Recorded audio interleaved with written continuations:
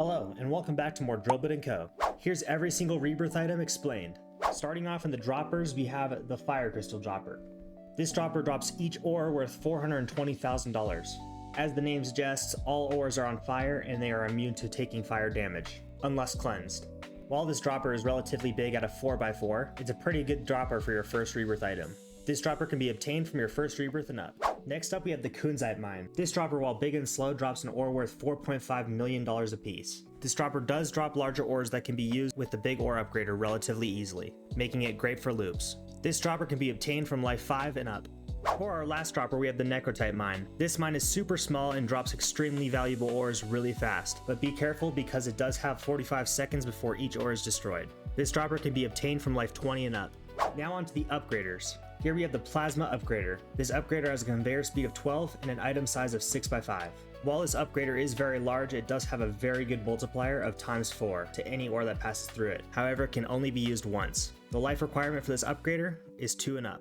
Next up we have the Prismatic Upgrader. This upgrader has a conveyor speed of 12 and an item size of 6x4, and an upgrade use of only 1.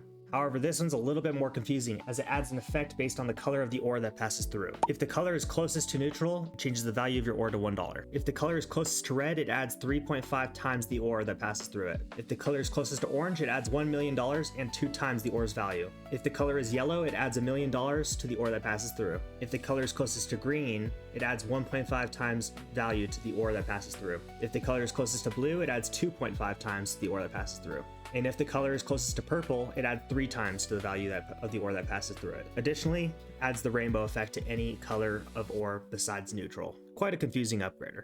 This upgrader can be obtained from life 3 and up. Up next we have Venomous Fang. Venomous Fang is very interesting because of its unique design. As you can see, it kind of has a bend. The Venomous Fang has a conveyor speed of 16.8, making it a faster conveyor, and an item size of 5x4. It adds 1.5 times value to ore per use, with a use limit of 3, making it very valuable for setups, if used correctly. The multiplier will change to 5 times and cause the ore to die in 1 second if the ore has the corroded effect from the acid refiner. This upgrader can be obtained from Rebirth Life 12 and up. Next up we have my personal favorite, the Diamond Refiner. The Diamond Refiner is a loopable upgrader with a conveyor speed of 12. While it is raised and super slim, this upgrader packs a big punch, as it adds 1.3 times the value per use of an upgrade range between $1 billion and $15 quadrillion. The upgrade changes from 1.3 times per use to 3.9 times per use if the ore used in this upgrader is diamond. The only drawback is that it requires a raised conveyor to reach. This upgrader can be obtained from life 7 and up. Up next we have the Hacksaw. This upgrader has a conveyor speed of 12 and an item size of 6x4. What's unique about this upgrader is it duplicates any ore that passes through, with a use limit of 1. It'll add a 1.25 times multiplier to the ores that weren't affected. This upgrader can be obtained from life 10 and up. For our first furnace we have Nature's Touch. This furnace processes ores at a rate of 10 times, with a size of 5x6. The processing multiplier changes to 20 times if the ore has the sparkling effect. This furnace can be obtained from life 2 and up. Up next we have Toxic Wasteland. This is one of the best furnaces in the entire game. Normal ores will be processed at a rate of 1 times per. Processing multiplier increases per effect on the ore by 7 times, and it will cap at 35 times the ore's value. With a size of 6x6. This furnace can be obtained at life 5+. And last but not least we have Periastron's Throne. This furnace is another confusing one, as it processes ore based on the effect that the ore has. With a size of 5x6, this is a very tough furnace to have placed down anywhere. With a base multiplier of 10, it makes it good no matter what effect your ore has.